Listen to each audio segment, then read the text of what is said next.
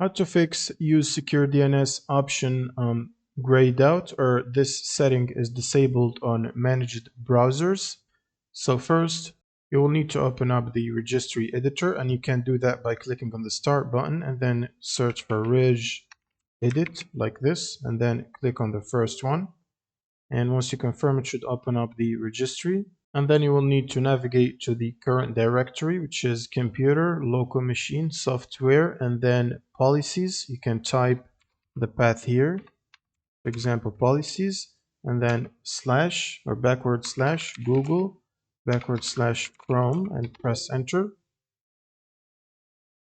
Now, once you go to this path, which is the current user software policies Google Chrome, whatever you find inside this folder, you want to select everything and remove it except the default entry.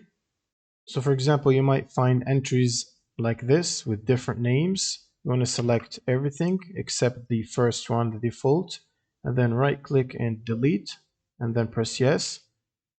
Now, if you don't see this Chrome under Google folder, you can find it either in current user or in local machine. So try looking in both and delete the entries in both locations if you find other entries than the default one.